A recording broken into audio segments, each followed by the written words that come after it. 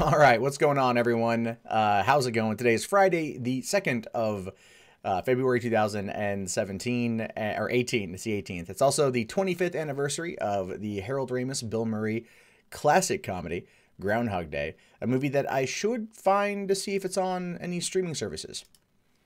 And I feel bad because, just so you guys know, I was accidentally streaming on my other channel. I had just forgot to switch the codes around on OBS, and the reason why is simply because, well, I have a kid and I'm a stay-at-home dad, and so I just got confused. When you're trying to alternate two channels, it happens. Saul258, this is your first live stream. Well, thank you very much. Thank you very much for coming on in. And what is it? Spirit Man Studios, you're in Discord. Are you in my Discord? So that could be something. I don't know. Well, wait a minute, get people a chance to come on in, because I broadcast without actually having, I guess, been ready. But let me take a look here. I don't quite know what comes out this weekend, because I know that opening this week, Winchester and Belial, A New Breed of Hero. What the hell is this one? Bilal? Oh, it's an animated film? Oh, no one's going to go see this one. So, yeah, so basically it's just Winchester, because next week is, I think next week is going to be 50 Shades, and then after that is Black Panther. So that makes sense. That makes some serious sense. Let me take a look and see whether or not there's some last minute movie news that I might have missed. It usually pops up in the afternoon right around 3 p.m. So I just want to make sure I am all good and all caught up on what's going on. And so far it looks like it's, yeah, not much. There's not much today, right? There's not much today. I got a fair amount to cover. A lot of it is, you know, continuations over the drama surrounding the Star Wars fans, the angry Star Wars fans that are trying to sabotage the Black Panther by trying to claim that it's DCEU. And I think it's really funny that that hasn't been picked up on by a lot of other people. In fact, my video got like a lot of dislikes on it yesterday. I thought that was really interesting. I thought it was pretty funny. But they've had a bit of a bad day themselves, so that's not something I necessarily feel horrifically bad about. So, all right, looks like people are finally coming in. Yeah, I was looking at the thing going, man, what's going on? Like, no one's here. Like, what's going on? And then, yeah, I got I know I got the rustled one. It's fixed now. I need to go in there and delete that real quick, because that was a mistake on my part, and I feel bad. I feel bad for screwing that up. But it happens, you know, it happens. Let's see. Dylan Nielsen says, hey, $3 Theater, used to work at cinema as well. My first movie was Harry Potter and the Sorcerer's Stone, and my last movie was Twilight Breaking Dawn Part 1. Dylan, my first film at the drive-in was Tomb Raider, June 15th, 2001. And my last film was Alice in Wonderland, March 3rd, 2010. And then I went back a couple of years later because I left Los Angeles and I moved back home, because I was broke, really broke. And so I got my old job back. And I started working there when The Croods came out, and left 2 years later. I don't remember what came out March of 2015, but ultimately, or April 2015 is really when I left. So yeah, no, I've been there. I understand, man. You always kind of remember the first movies. You always remember those, you know, those things. Yeah, Burnout. I worked at a drive-in, the Santee Drive-In in Santee, California, which is on the outskirts of San Diego. A 2-screen cinema, if that's what you want to call it, that doubles as a swap meet on Saturday and Sunday. I worked there for a long time, became assistant manager there for a long time, and I really enjoyed my work. I did. I really liked working there. I actually miss it. Every time I go back to San Diego, I'm usually at the drive-in hanging out, because that's still where a lot of my friends work. Like, it's all families that work there. It's a family-owned business, and so it's a lot of families that go into work there. So, you know, you walk in, you're like, oh, hey, here's this person, and then like there's their cousin or their brother or their parent or something along those lines. So it's just how it goes. The online takes of Black Panther are going to be insufferable. Yes, Angela, much like your breakdowns of movies, they are going to be insufferable. No, I'm kidding. I disagree a lot with what you tweet, though. I will say that is true, but you know, I still read it. Yeah, the takes are going to be kind of crazy on that one. Every drive-in doubles as a flea market. Not every drive-in has, but it is a way to supplement income. And oh man, they made a lot of money. Holy crap. I'll tell you guys what I used to do before I moved to Los Angeles. I needed to save a lot of money. I needed to make a couple thousand. So I'd go to the swap meet on Saturday and Sunday after they were closed, because I'd be at work that night, and I would look to see what was left behind, and people would leave so much behind. And I would just cherry pick out what I wanted, what I thought was resellable. And my girlfriend had a house at the time, and we would just take it over and store it at her house, and then we would hold garage sales. And over the span of maybe like a month and a half, we pulled in like almost $3K. So, you know, I mean, and this is all stuff I got for free. I'd also go on Craigslist, and I would go to their free section, and I would look to see, what they would be offering out for free. I would go and I'd get it, and then I would post another ad selling it on Craigslist, and I'd usually resell it. Like, I went to one woman's house to go get a computer desk, and on my way out, she's like, "Oh, do you want this chair?" And I'm like, "Yeah, sure. Yeah, I'll take it." So she gives me the computer chair. I go home, I take a picture of both, pop it up on Craigslist, sell it for $65 3 hours later. So, I was hustling when I worked at the theater, man. But then I came back from Los Angeles and I tried it again. No one was buying. So I hit a nice sweet spot in early 2010. The economy was just coming out of the recession, so people were having a bit more money to spend.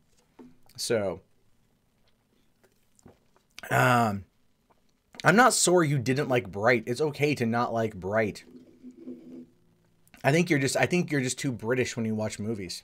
I think it's ruined you.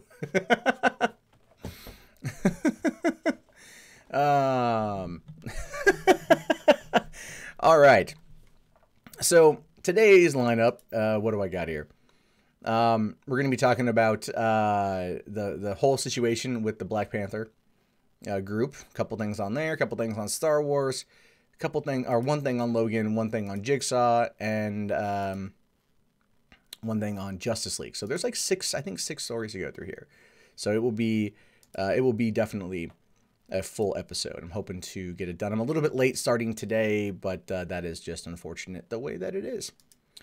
So what do I think of the next Star Wars trilogy after this current one? I don't know what they're going to do with it.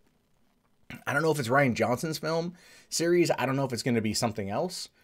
I don't know what they plan on doing. I think they're just going to go anthology for a while and not hold on to the trilogy. I have a feeling they're going to basically look at the Marvel playbook and go, how can we create all of these movies around all of these characters and then have them kind of converge into one?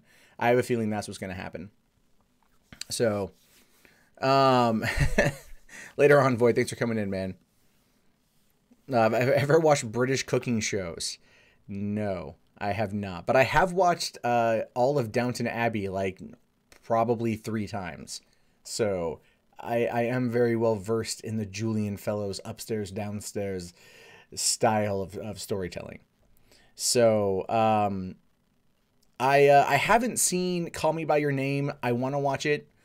There's been a couple copies floating around out there. It's not even at my theater, so one of my expectations of the Solo trailer, I'm just hoping they're going to show Chewbacca, they're going to show Lando, they're going to show the Millennium Falcon. I think you hit those 3 and you're fine to establish the look and the feel of it.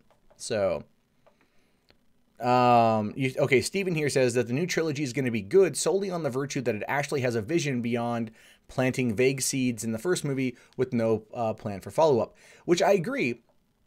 If Johnson is writing the trilogy, he could actually, I don't know, tell a story this time. That'd be good. But at the same time, it really does show you the lack of the story group on for Lucasfilm. So there's definitely, plan out the story. It will end with a rebooted Star Wars A New Hope. Maybe it will.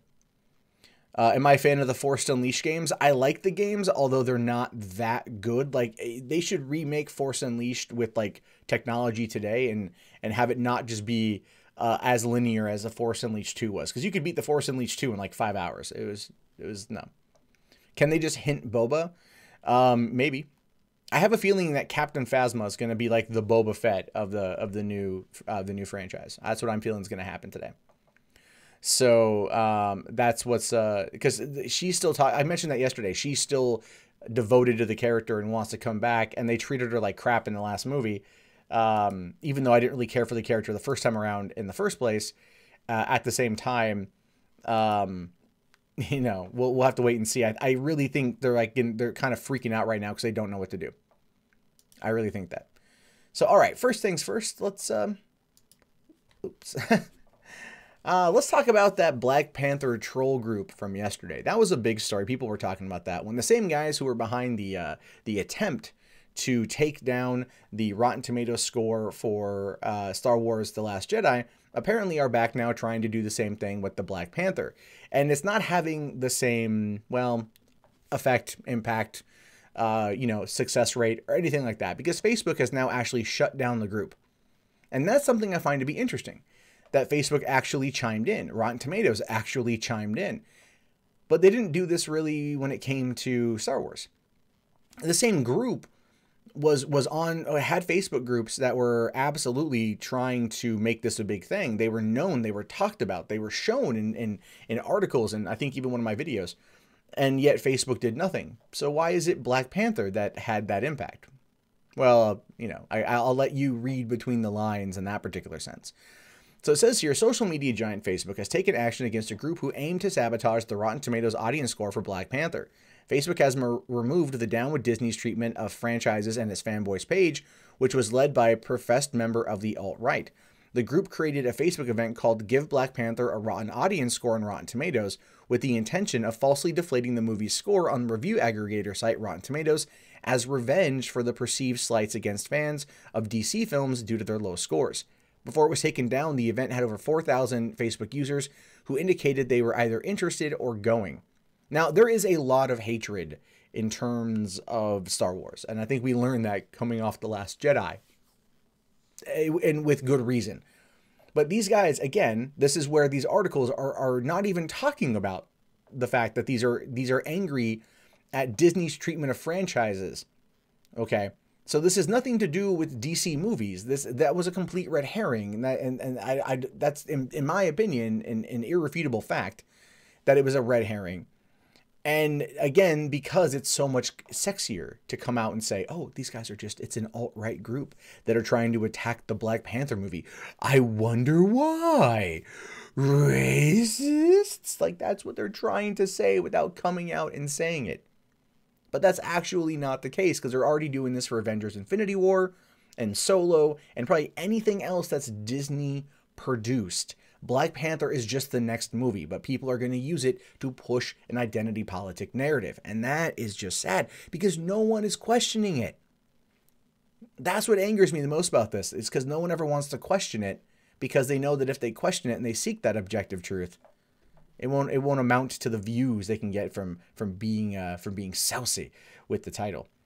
The event's description reads, given the massive success of the audience review ranking on the Rotten Tomatoes site for Star Wars: The Last Jedi, and due to the sudden rise in those disgruntled with Disney's business practices, among other factors, especially due to the corporate manipulations which created falsified bad press for the DCEU, I think it's time to strike back against those under Disney and bring down the House of Mouse's actions for paying off the critics that hurt DC Comics on film and for other parties affected by them. I'll be making events like this for Infinity War and the Netflix shows, etc., so we can rally together to truly make a difference. Share this with your friends. So, again, he spells everything out in that first sentence there, first two sentences. Okay, we don't want to give Disney any money. Okay, but then he goes on to spout a conspiracy theory about paid press. And like I said yesterday, there's this opposition movement happening right now where anyone who's been somewhat favorable to The Last Jedi is being called out as a shill. I mentioned World Class Bullshitters has 2 videos now where I mentioned about being a shill for Star Wars, even though I've criticized the movie multiple times. I will do that even in this very episode, will be criticizing Star Wars. And I just find it to be fascinating that this is just the level of disconnect that it's gotten to. And it just boggles my mind. Now, not only did Facebook take this down, Rotten Tomatoes actually responded to this entire ploy. And they said, here, we at Rotten Tomatoes are proud to have become a platform for passionate fans to debate and discuss entertainment. And we take that responsibility seriously. While we respect our fans' diverse opinions, we do not condone hate speech. Our team of security, network, and social experts continue to closely monitor our platforms, and any users who engage in such activities will be blocked from our site and their comments removed as quickly as possible. Now, in the way that this whole thing went down on Rotten Tomatoes is it's more of a bot, creating fake accounts, so on and so forth. And so, you know, is it going to have an impact? If they don't sit there and drop anything that would be considered hate speech into their reviews, will the system itself be able to pick up on it? Well, the last time they kind of did, because some of the reviews ended up jumping over to other movies, which is how people were able to figure out that a lot of that bombardment was in fact fake. But if you ask a lot of people now who look at the audience score for The Last Jedi, it's down to 48%. And they'll argue that seems about right. But I have to question how much of that is legitimate, considering the fact that Rotten Tomatoes will not come out and say that they've been manipulated, because that would ultimately hurt their business. But they're going to come out and say, we're working on it. We're trying to make it a thing. It just goes to show you that putting any kind of faith in these particular metrics, these kind of aggregate websites, these kind of systems, ultimately doesn't really have much of an impact. It's not really worth it to put faith in the system. If they can be easily manipulated, or if you believe, like the Down with Disney franchises guys, that they've been able to pay, the studios that is, have been able to pay for positive press. I just kind of want to float this theory at the end here, is if that accusation is true, don't you think that Warner Brothers, that has a stake in Fandango and also a larger market share than Disney as a whole, would therefore be paying for positive press if this was in fact a thing? It's not, because it isn't.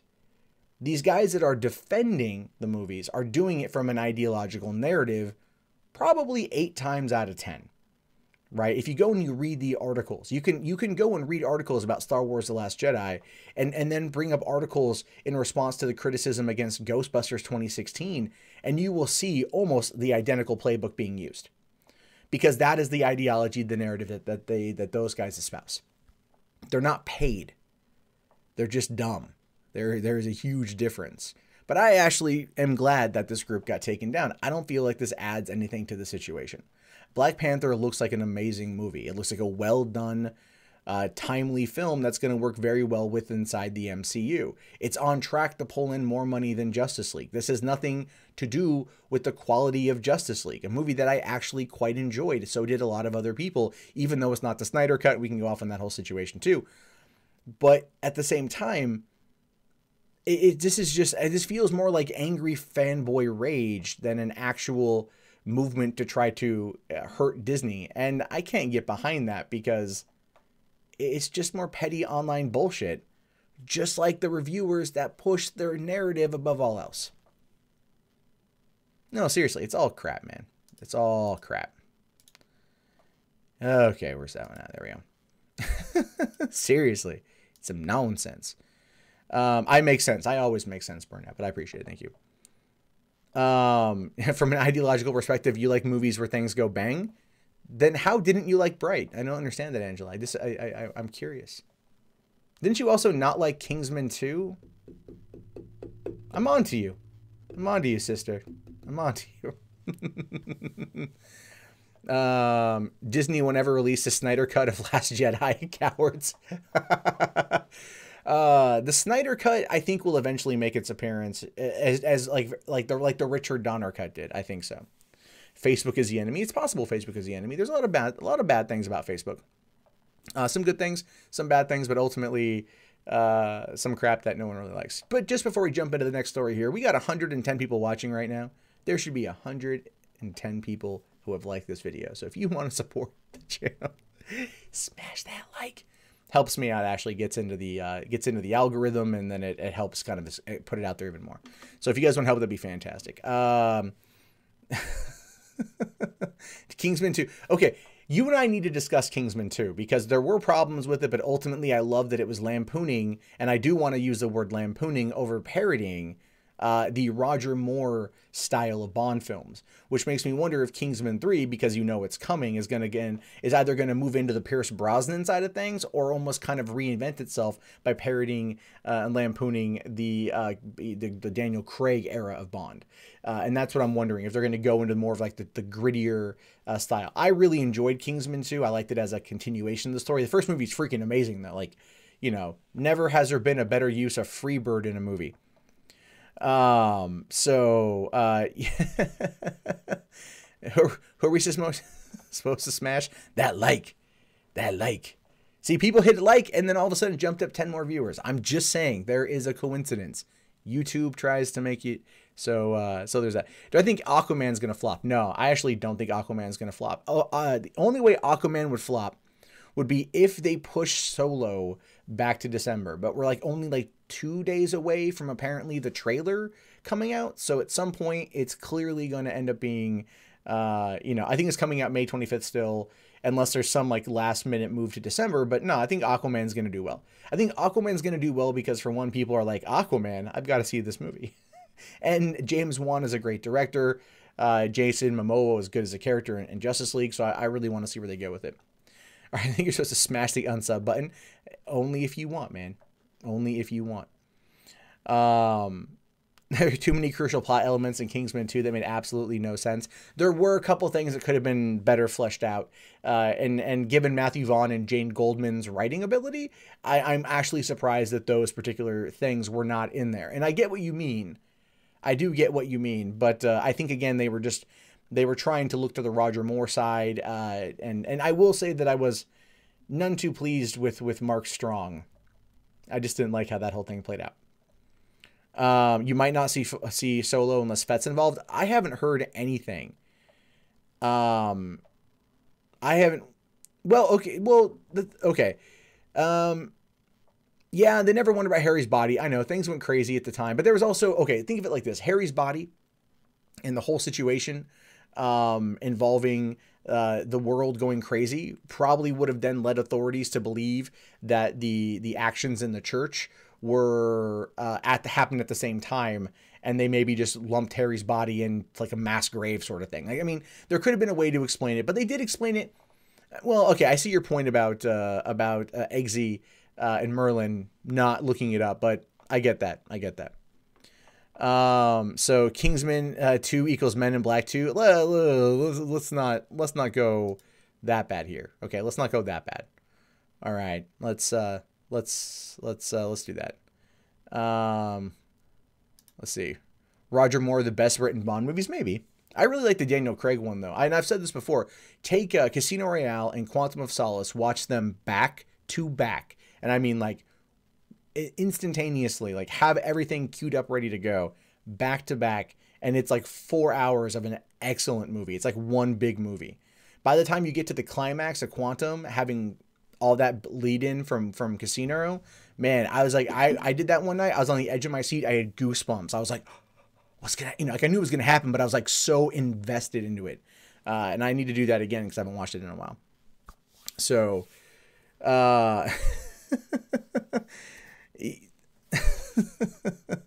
you've never watched a single 007 movie? Dude, you are missing out.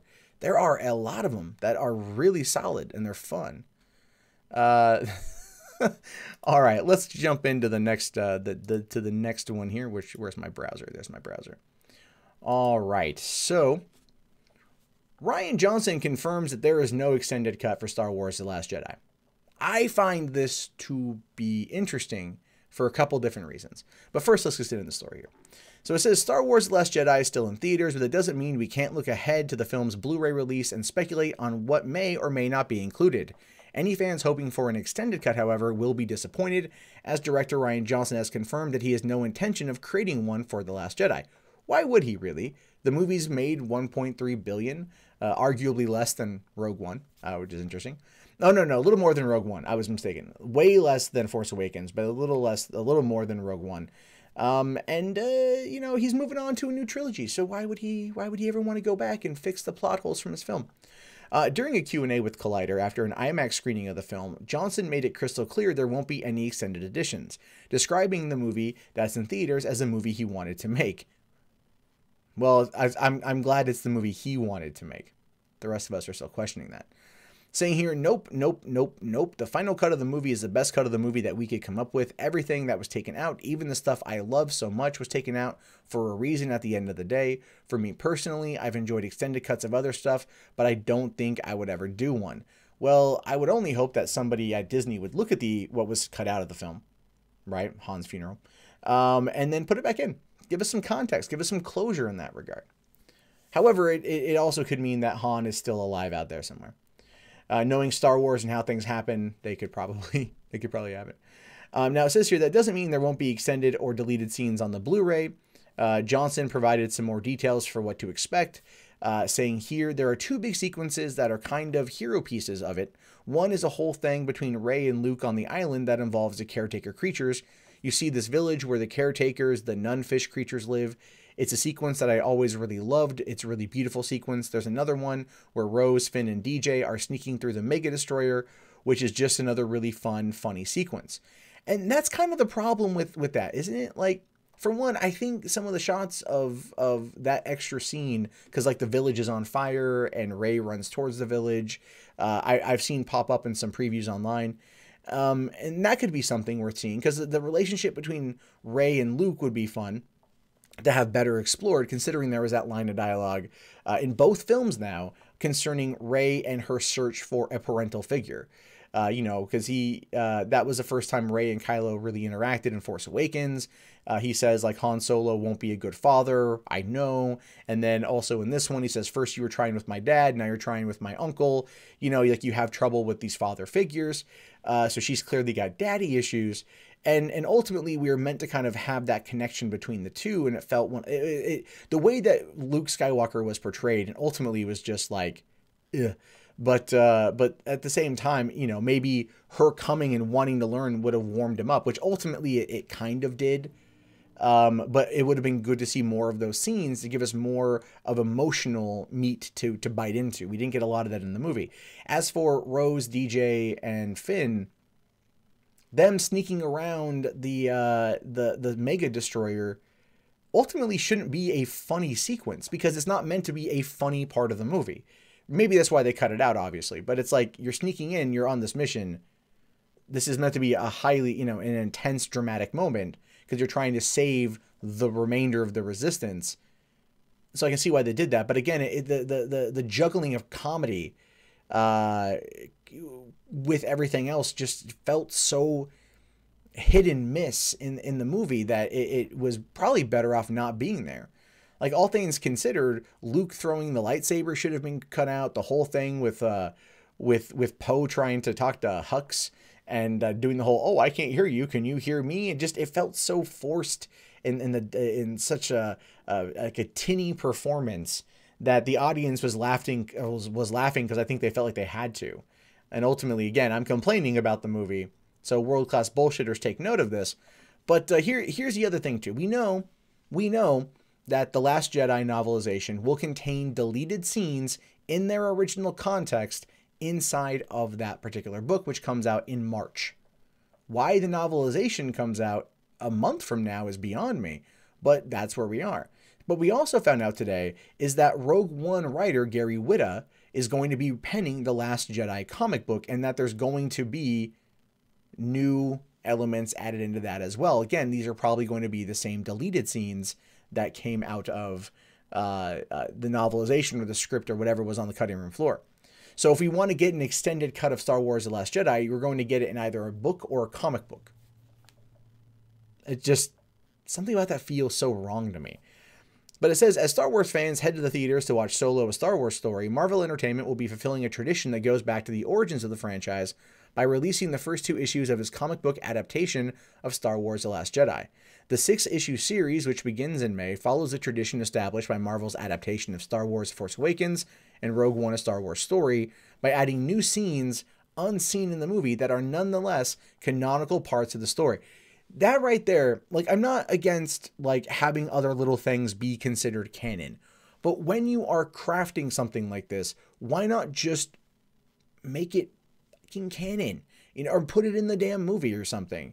Because then it becomes confusing, and it can, if whatever is in here that's canonical goes into the next movie, becomes a reference, it will throw everyone else off. Like, that's why the architects of Star Wars are having so much, I think they're just in this utter sense of disarray, or utter state of disarray constantly, because they don't know what the hell they're doing. Now, so it's so it says that the series will be written by Gary Whitta, who was one of the screenwriters on Rogue One. He's also written episodes of Star Wars Rebels, and everything else, and it comes out on May 2nd, with a second issue following later that month. So we're getting the deleted scenes that aren't going to be made into the extended cut into, a comic book, and then another book, and everything else. I don't know why they keep, I don't know what's going through their head right now. Boggles my mind. It's like, Rian Johnson should just at this point make the extended cut in order to have parity with the novels and the comics.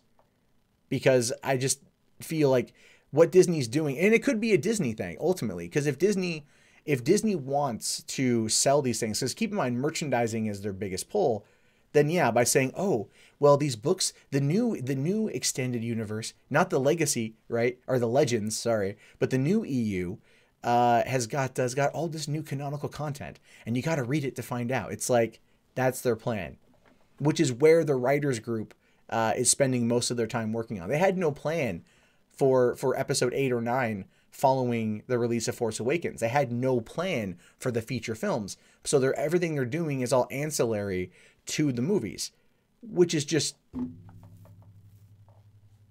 really ridiculous when you think about it. And we end up with things like this that are not only going to confuse fans who don't know about this, if these things are referenced later on, it's going to anger fans who are feeling like they're getting ripped off by content that's being purposefully left out of the movie and put into a comic. It's like movie DLC, but you got to buy for a book. So either way, it's stupid. It's stupid. It's stupid. Stupid. I'm saying it's like, it's every time I read a new story about Star Wars, I just get like more and more ticked off at it. It's like, how hard is it to plan out the movies? How hard is it to do these kind of things? I just feel like they're screwing themselves. The line here, TLG felt like they required homework to understand things, right? Well, that we might get what that is in the book, right? Like, why is it? Okay, so here's the thing. If Han's funeral is going to be in the beginning of the novelization of The Last Jedi, then we're going to get a whole bit of information about why or how they were found again by Snoke, right? How they were discovered. If they were tracking them through hyperspace, which is how they tracked them in the first place, how would they have had that information available? I don't know. I feel like there's some stuff there that needs to it needs to be explained, but we're just at this point, it's almost like just kind of listen and believe, don't question it, because it's just going to give you a freaking aneurysm if it happens. I agree about the practical effects. I do agree about the practical effects there, Stephen Johnson. I'm just saying it's crazy. It's as the children say, cray cray, right? Or as my sister would say, at least. I don't feel like I need to defend it. I just want to I want it to be complete. I feel like he could make it complete, and then it'd be like, Batman v Superman's theatrical versus the extended cut. I feel like they should do more of that. Like, cut movie, fine. If they want to cut movies down for time, I get it. But they should have done it and then also have the extended cut on home video. So the Star Wars New Hope comic had cut content added in. Yep. Didn't Han's body fall into the bottomless pit on a planet that then that exploded? Sure, it did. But Captain Phasma was in a garbage chute or a garbage disposal, and it was able to get off before the planet blew up. There's an interesting theory. It's a theory But there's an interesting theory that Phasma actually found Solo's body and is keeping him alive for some reason in the third movie. And given the fact that Carrie Fisher's dead and Leia's going to be off doing whatever. However, with this deep fakes thing going on right now, imagine that coming into play. Imagine that technology, the face swap stuff getting so good they're able to bring in like Carrie Fisher and just have someone do her voice or something. Right? Like, I mean, I could imagine in 2 years' time when the movie comes out, the technology would be a lot better. No amount of extra scenes can fix how awful that film is. Oh, maybe. Oh, maybe. Ryan Johnson shouldn't have written the movie, directed, yes. Yeah. Oh, God, Neil. God, no, not David Koepp, man. Not David Koepp. No, not David Koepp. You know what? Like, no. Just, no. No. No, I don't know. We all know Han survived because he chose wisely. Is that how he lived to a long time ago in a galaxy far, far away? Because of the cup? That makes sense. An Ewok could have made a better Star Wars movie than Ryan did at The Last Johnson. Or The Last Jedi, The Last Johnson, what the fuck. So it wasn't like, it's just, I think at this point it's more fun to shit on The Last Jedi than it is to like anything else.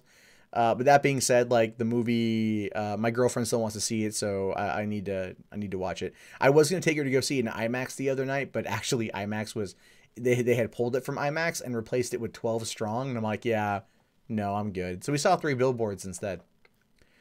So yeah, extra added scene where Finn wakes up from his coma and everything was a dream. That's how you retcon it. That's how you do it. I would be okay with that.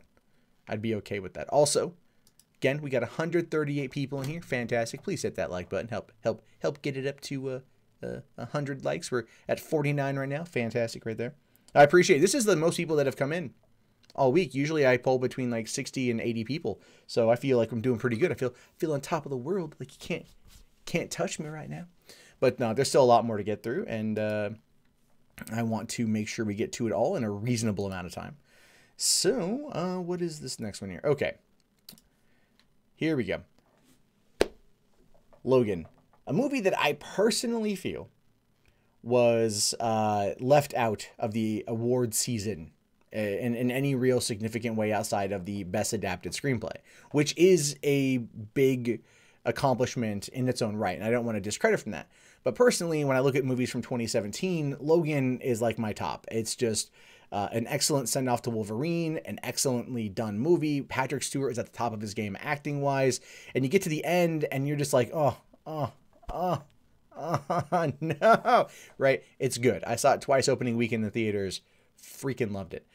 But I have to disagree with James Mangold right here when it says that he really, really hates post-credit scenes. So he says, ever since Nick Fury showed up to recruit Tony Stark for the Avengers Initiative at the end of Iron Man, blockbuster films have often implored audiences to stay through the film's credits for an extra scene. But yet, even after 10 years of Marvel movies, people still get up to walk out. It's like, do you not know why like 90% of the audience is sitting here? Do you not understand? No, yeah, there you go. I almost want to put a sign on the door when I go see these movies saying stay through the credits. But it's created fun speculation for Marvel Cinematic Universe or DC Extended Universe movies. But the trend seems to annoy some big industry names. In fact, during the 2018 Writer Guild Association Beyond Words panel presented by Audi in Los Angeles last night, that was a freaking mouthful, Logan's James Mangold went off on post-credit sequences, even referred to them as embarrassing aspects of modern filmmaking. Discussing the type of movies he does and does not want to write, he says, the idea of making a movie that would fucking embarrass me. That part of the anesthetizing of this country or the world. That's further confirming what they already know and tying in with other fucking products and selling them the next movie while you're making this movie. All kinds of this shit, or all kinds of all that shit that I find really fucking embarrassing, like that audiences are actually asking for scenes and end credits when those scenes were first developed for movies that suck, so they put something extra in that would pick up the scores when the movie couldn't end right on its own fucking feet. A little bit, it's just your James Mangold doesn't really mince words, and that I would say that's pretty fair to say right here. But at the same time, putting in an end credit sequence on a movie, like a superhero movie makes sense because they're part of a larger universe, right? Like X-Men 1, 2, 3, X-Men Days of Future Past, X-Men Apocalypse, X-Men First Class. Those are all essentially part of one shared continuous universe, even though there is a bunch of, they go back in time, and there's time jumps and things like that. But they're still part of it. Therefore, tying into the next thing is going to be something that keeps audiences excited for what's coming next. It's a tease of what they already know is coming. So you're not trying to pre-sell them on a product necessarily. They're already buying the product. You're just giving them a taste. It's like when it comes to sex and you just play the game of, oh, just the tip, right? You're just giving them a little bit to keep them excited for what's coming in like the next few months or the next year. It's just a marketing tool is all it is. And it's something fun to speculate on to keep people talking about it. It's a good gimmick for these kind of films. I see where he's coming from and why he doesn't want to do it, but it's almost like he's trying to insult the audience over it. It's just a fun little thing. It's like, come on, James Mangold, don't be like that. Because you could also argue, I just want to say, you could also argue, and this is probably studio mandated, but the Wolverine had a post-credit sequence, kind of, or mid-credit sequence, where Wolverine's at the airport, everything goes crazy, and there's Magneto and Professor X, and all you hear is him saying, "Logan, we need your help," and that was the end of that, leading into Days of Future Past, which was awesome, right? So he's done one before, but again, studio mandated for a larger thing. We didn't hear him bitch about it 5 years ago when that movie came out. So it says he's not a fan of post-credit scenes and seems to think that they're merely a way to look one step ahead and sell a franchise before audiences have even finished with the movie that they're watching. They used to be more prominent standalone films like Ferris Bueller's Day Off and Airplane, but they've evolved to become stepping stones for more of a studio's content, as well as a way to get audiences pumped for the next entry on a slate. Now, in James Mangold's eyes, we have made audiences accustomed to post-credit scenes to the point of where they're merely expected before a film and debated upon the film's ahead of the film's release, essentially cheating in the creation of hype. Now, Mangold did address that by saying here, now we've actually gotten audiences addicted to a fucking bonus in the credits. It's fucking embarrassing. It means you couldn't land your fucking movie is what it means. Even if you got 100,000 Twitter addicts who are gambling on what fucking scene is going to happen after the fucking credits, it's still cheating. It's just cheating. But there's all sorts of bad habits like this that fucking horrify me. Man, that have become de rigueur, whatever, in the way we make movies. And I think the fear of being one of them that did that end, then someone's patting me on the back and I feel like shit inside because I know I cheated is probably the greatest thing that scares the shit out of me. If the greatest thing for that could scare the crap out of you in terms of making a movie is a post-credit scene, then you've done something wrong ultimately, right? Like you've done something wrong as a filmmaker if that's what's frightening you.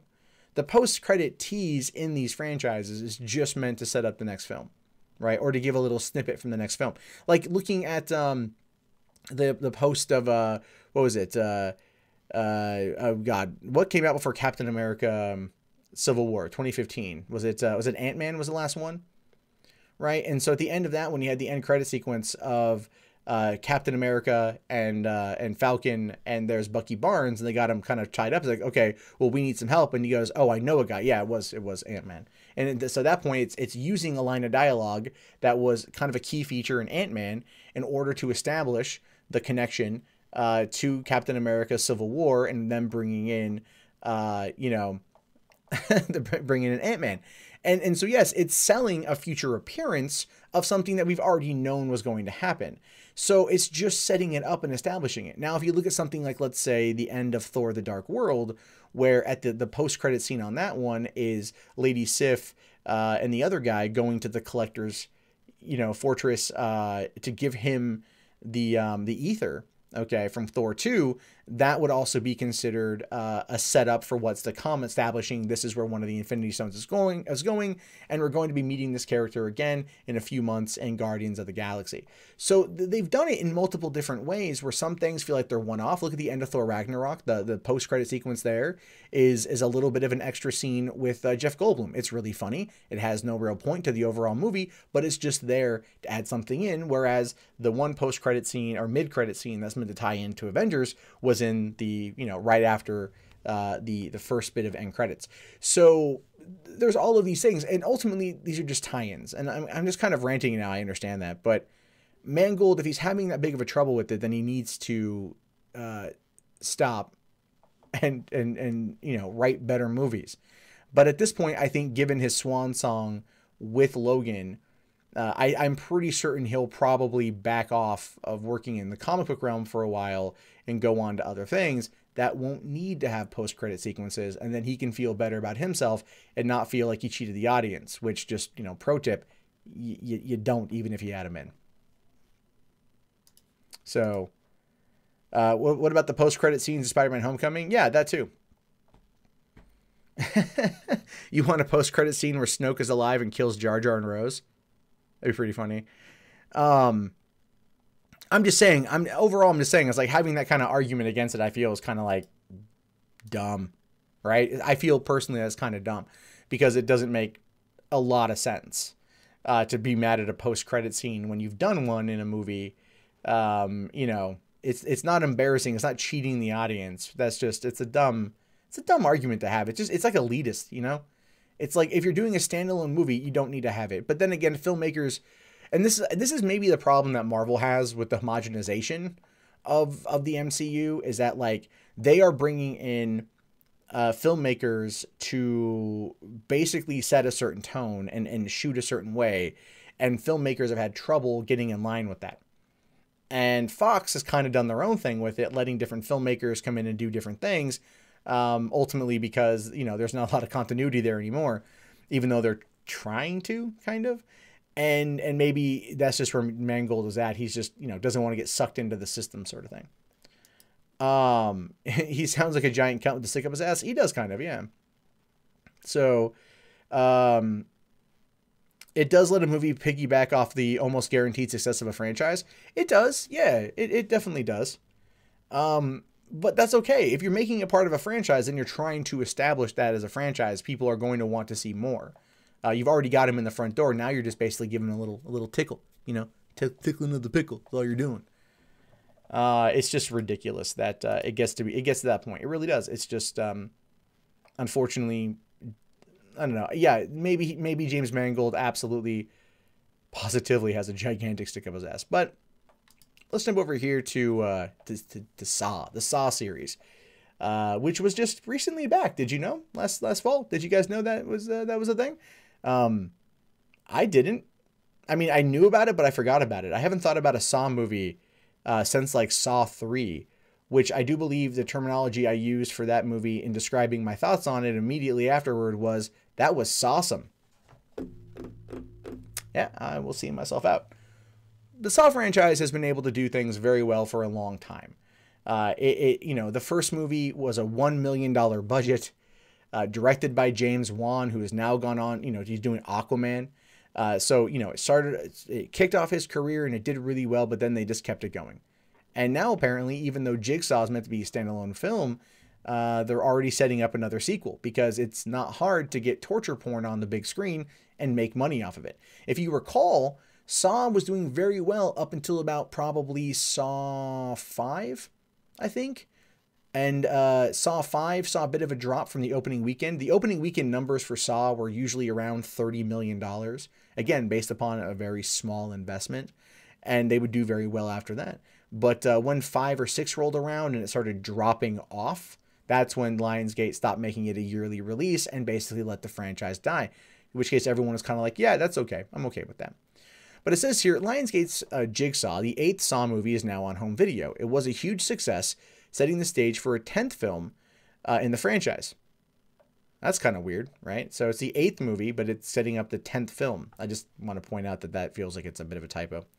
While Peter and Michael Spierig will not be returning for the next installment, they did secretly set the stage for a sequel of their own. When asked how the film sets up a potential 9th movie, Peter responded, "There's a lot of things, there are a lot of things that go on in Jigsaw that we talked about where they could go in further movies. And so there are things with the characters and ideas that have the foundations of other things that could potentially come into the next couple movies. You want to make the movie itself a complete experience for the audience, satisfying experience in terms of story, of feeling like there's a conclusion.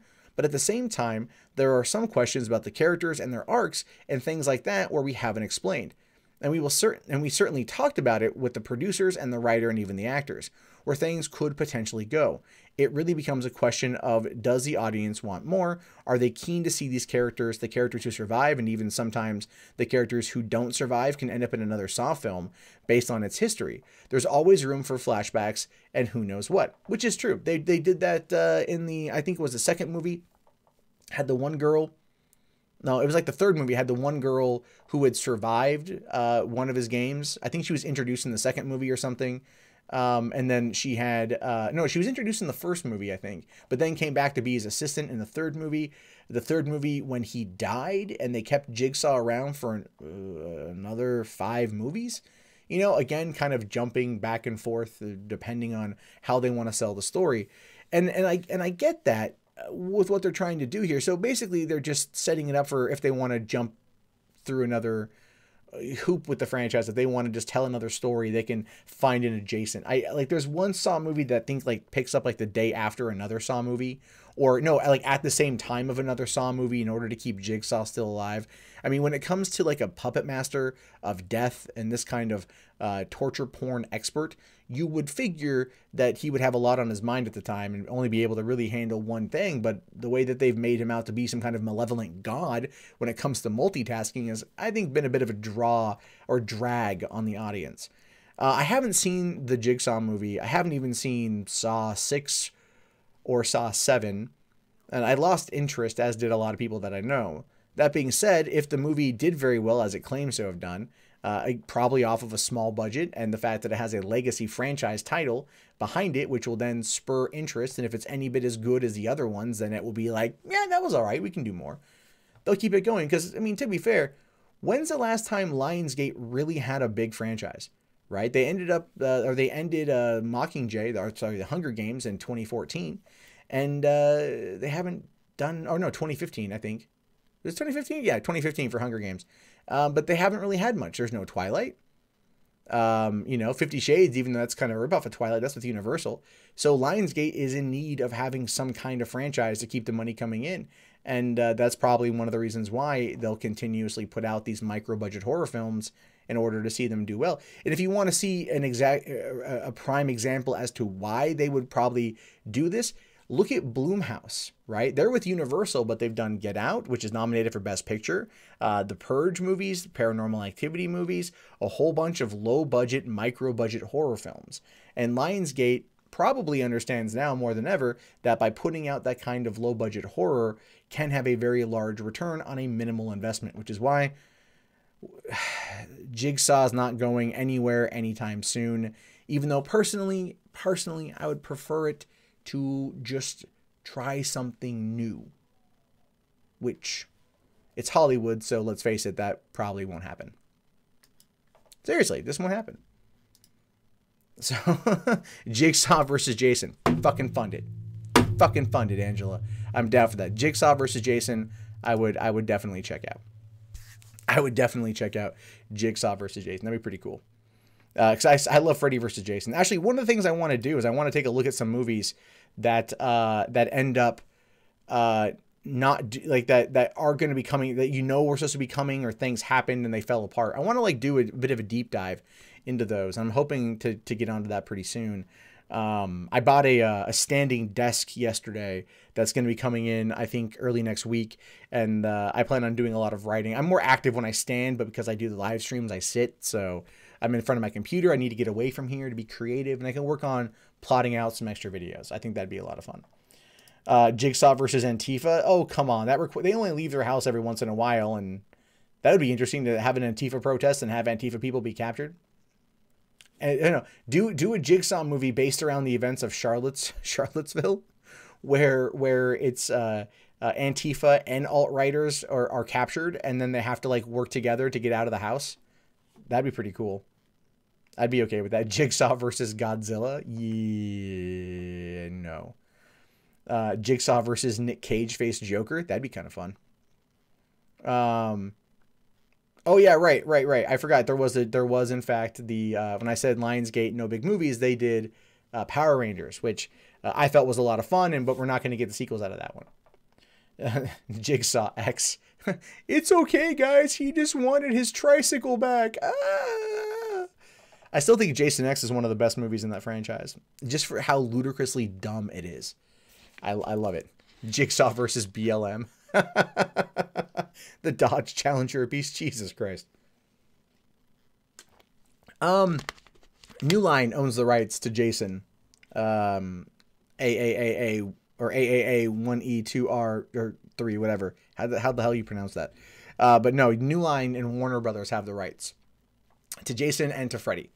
So wasn't there a film about SJWs doing some humanitarian mission and getting murdered by cannibals? Yeah, I think it's an Eli Roth movie. It was an Eli Roth movie. I want to say it was like let me take a look here. Eli Roth. What did he do? What did he do? Director. Come on, bring it up here. The Green Inferno is what it was. That was the cannibal one that nobody really went to go see. It got what's the review? 5.3 out of 10 on IMDb. So yeah, a lot of people. So it's I want to see Death Wish though. I think it's gonna be pretty good. What about Pinhead? Pinhead versus Jigsaw. I think Pinhead would get off on it, to be honest with you. I think Pinhead would be very much like, oh yeah, just give it to me. Okay, let's get into the last story here because I'm actually running really over time. I gotta check my phone. Jason versus your mom. Okay. I just gotta check to see if okay. Girlfriend should be home pretty soon. Got a baby. You know how it is. All right. So finally today, apparently Warner Brothers knew Justice League was going to bomb, right? At least that's what this new article is speculating. That's been a lot of conversation about that for a while. Leading off of what happened with Batman v Superman after its first weekend. I mean, there was just a torrent of crap that went down on Warner Brothers, especially Zack Snyder following the release of Batman v Superman. And, I always felt that Snyder took it on the chin and Warner's was going to be loyal to him. And they were by letting him continue working on Justice League, even with the limitations that they kind of put on his position at the time. And now that we know after the fact that it was ultimately Warner Brothers and the notes that they gave, and also some of their demands and edicts that really hurt Batman v Superman. And by not having the extended cut in theaters, I think really hurt them in terms of popularity and fans wanting to come back for more. So it says that the unofficially titled DCEU was set up with Zack Snyder's Batman v Superman in 2016 with the goal of getting superheroes packed Justice League or into theaters. DC Films expanded with Suicide Squad, and coupled with the bad reviews for both that movie and Batman v Superman, the DC cinematic universe was off to a rocky start. I love that they're trying to argue that whatever, oh, you have the DCEU and then the DCCU. No, it's the DCEU. No one calls it the DC cinematic universe. That they were trying to do that before Justice League as a way to differentiate it from the past films, to kind of rebrand it. So when people say, well, the DCEU sucks. Wait, what's the DCEU? I know the DCCU, right? All it was trying to do some brand confusion nonsense. But all that changed when Wonder Woman hit theaters last summer, exceeding expectations and becoming a critical and box office success, leading to some to hope for Justice League. However, new reports suggest that Warner Brothers knew for quite some time that Justice League was in trouble and would ultimately bomb no matter which version hit theaters. And obviously they're talking about Zack Snyder. The new report states that Warner Brothers was aware that Justice League was going to fail no matter who was in the director's chair. Not even Zack Snyder's mythical cut of the film could have saved what was about to get put out for human consumption. The new report alleges that lack of faith in the material resulted in bad CGI and a truncated theatrical cut because Warner Brothers just wanted to get it out of the way so they could instead focus on the next project, which does make sense if you think about the fact that the guy who runs Warner Brothers now ordered a 2-hour cut of the film, right? Whereas Batman v Superman Extended was 3 hours. They wanted a 2-hour cut of Justice League in order to get that extra screening in per day, to hope to eke out as much money as they could by just having a by-the-numbers superhero film that I feel really got let down by not having that Zack Snyder cut. I'm sorry, I'm never not going to let that go. The decision was apparently made well before Justice League hit theaters, and that DC Films and Warner Brothers wanted to move away from the interconnected universe. But they decided to move forward with the movie anyway. This starts to make sense because the DC slate remains the same despite a huge behind-the-scenes changes at Warner Brothers, which leads one to believe that the studio will work on what has been previously announced in a manner that will focus on standalone movies. However, the report states that not even the studio knew that Justice League was going to tank as bad as it did. $650 million is what it was estimated to bring home entirely, and I have a feeling the movie will do very, very, very well on home video. Batman v Superman was #1 on home video sales, combined Blu-ray and DVD, for 5 weeks, followed by, I think, 4 of those weeks, with The Killing Joke being the second #1 seller on home video. So even though home video may not be as big as it once was, it's not necessarily something to scoff at. I think the estimated numbers for how much the movie brought home, Batman v Superman brought home for home video, at least just the home video sales, not VOD or anything, was around 200 million. So you know, there's money to be made on the back end there. Justice League probably won't do as well, but yeah, they've been really screwing with it. This trying to pull away from the interconnected movies, I think, is a bad idea. But a lot of that's rumor and speculation based upon the response to the Joker and Harley Quinn and Suicide Squad. That was kind of one of the key things there, because of Jared Leto and whether or not he's coming back as the Joker. And then Martin Scorsese wants to do a Joker prequel movie or something. It's all over the place. And with Batman, with Ben Affleck kind of coming and going, depending on whether or not he's coming and going out of rehab, makes it a big problem. Anyways, Aquaman, Shazam, and Wonder Woman 2 are currently the only movies on the roster that have official release dates. But it's looking like Flashpoint movie will take some big steps in tearing down what Batman v Superman and Justice League tried to build. The new movies will not go any further in trying to keep the interconnected universes together. Instead, this future will be standalone movies, which has been reported for months now. All of the new movies that are in development will get their own respective teams to produce them and look over the quality control. See, I don't think that's going to happen. I think Warner's at this point is too invested in interconnectivity in order for it to go away in the way that they want. Shazam, you're already hearing that Henry Cavill is going to show up as Superman. Suicide Squad 2, the team is currently getting ready. Like the actors are currently working out together to get ready to shoot that thing. It's going to take a little bit more time, but you know, the quality of it is priority #1.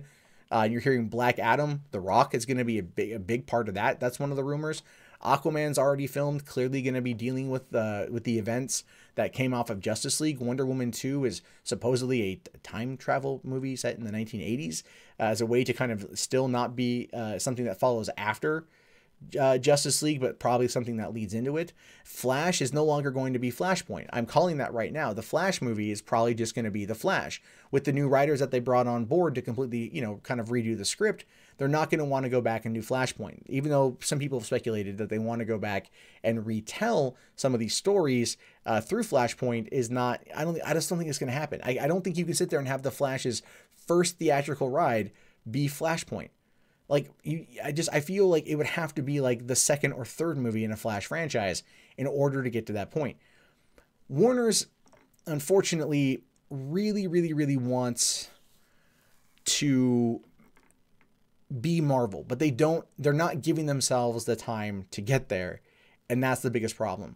My theory going forward, my recommendation going forward would ultimately be to look at where you are, look at what you have, and build off of that foundation. It might be a little rocky, but as long as the foundation is there, you can rebuild. By going back and trying to eliminate things or retcon things or fix them through time travel, even going as far as recasting, you know, Batman as somebody else, not just in Flashpoint, but then, you know, just beyond, makes it very hard for people to have faith. The biggest reason why Marvel is beating over DC is because I believe people have faith in the product. The movies are good. They're at least, at the worst, they're serviceable. At the best, they're like Captain America, Winter Soldier, which is just a solid political thriller. That was awesome. Civil War was also great. You know, so I think if DC got their act together and actually like plotted everything out, they would have a chance at the success that they are looking for.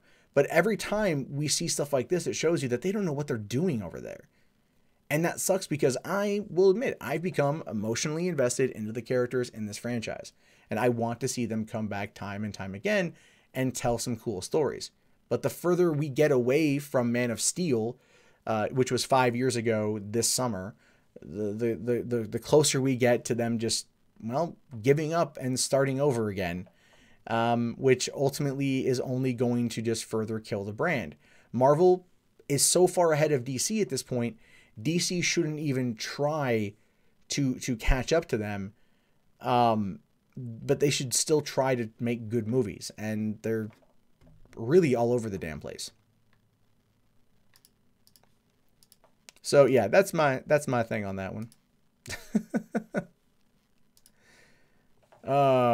Yeah, no, you're right, Angela. DC seems to lose faith in their projects. That's very true. And I think they just listen to people. A DC Star Wars crossover? Yeah, I know. I think it's gonna happen.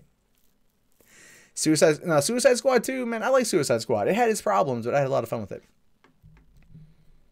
Get Zack Snyder to make Doomsday Clock. Yeah, if there's one director who could pull off Doomsday Clock, that would be Snyder. That would definitely be Snyder. I agree with you wholeheartedly there.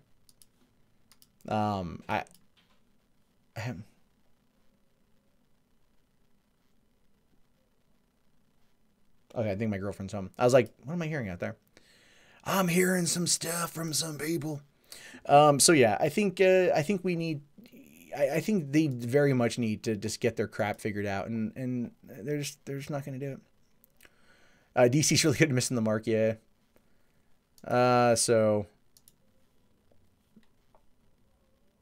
I don't know who's in Discord. Someone. Oh, I see. Oh, okay. I'm not okay. Spiritman Studios. I see where you are. You're in the Discord.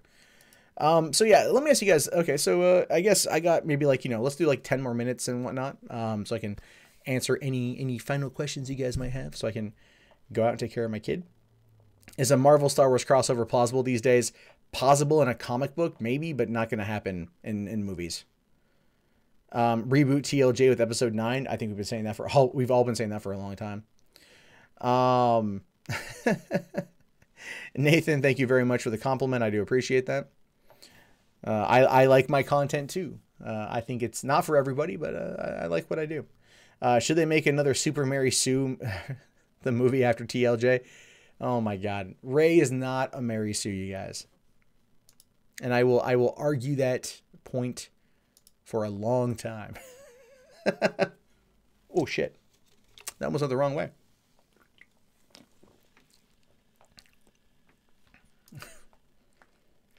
Oh, I think there's a link to the Discord in the video description. Let me double check that.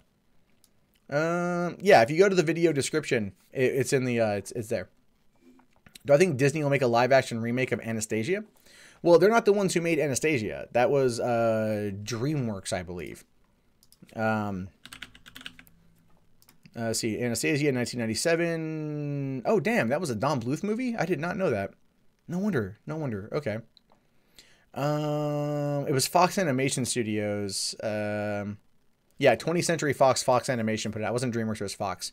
So no, they won't remake Anastasia because it's that. But they might do. They could do a version of it.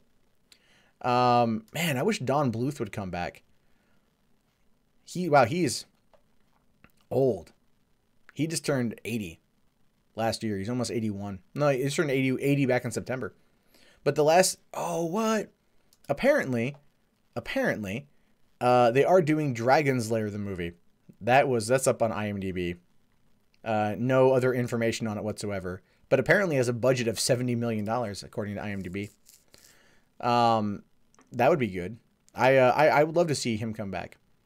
Because the last animated movie he made was Titan AE, and that was 18 years ago almost. And I love Titan AE, so yeah. Don Bluth, low budget Disney. Isn't he doing let Don Bluth rest? No, man, gotta do the Dragon's Lair movie. Is that what it is? He kickstarted the Dragon's Lair movie? Is that what it was? Okay, I must have missed that. My mistake. I missed that.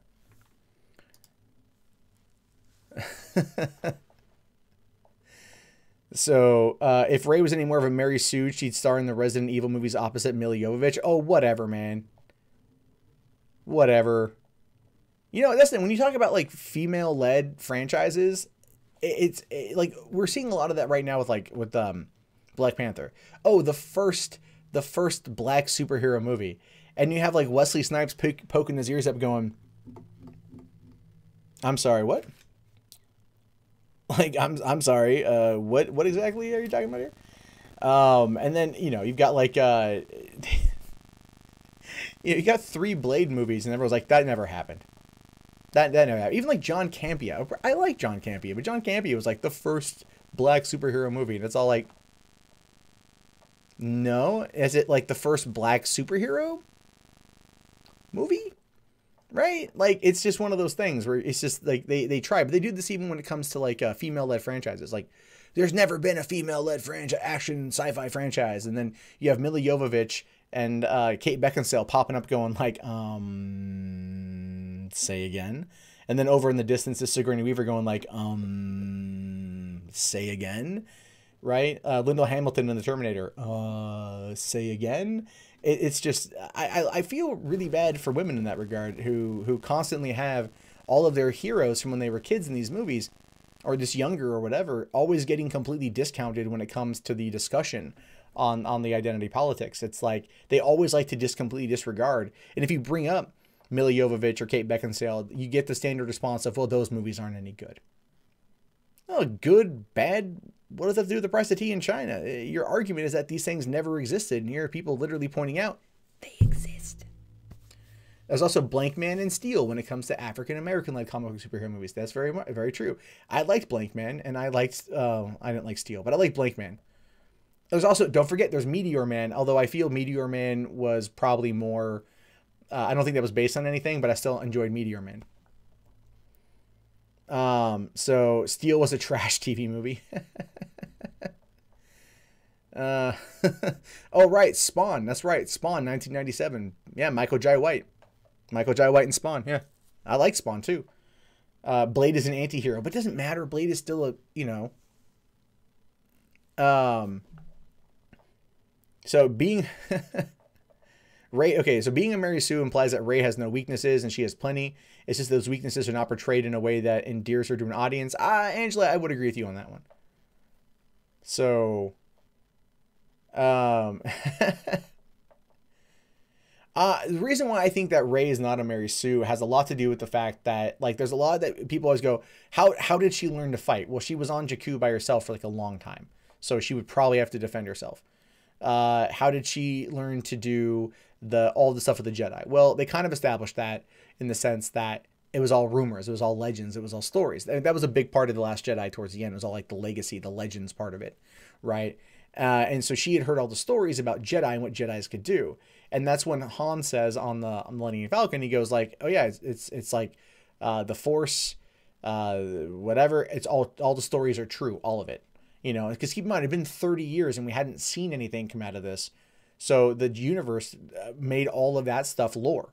And so she probably, this is my interpretation, she heard those stories. And that's why she was like, okay, wait, maybe I can try this. She was feeling like she was feeling it. And then also the Force just kind of tends to work in mysterious ways too, which is a bit of a easy answer. But I don't feel like she's as much of a Mary Sue as she's not like, she had to learn to take care of herself, to be tough. She learned to fly. She learned all these things. And it was more shown to us or told to us than shown to us in some respects. But not as bad as like The Last Jedi and its plot points. So I feel they could have done more with The Last Jedi to kind of solidify her as a character. But Kylo Ren was clearly the main focus of The Last Jedi. Kylo Ren had like the only real character development. Right. I mean, really, with the exception of Finn going like, man, I'm moving on from some pasty British chick to yellow fever. So there was that.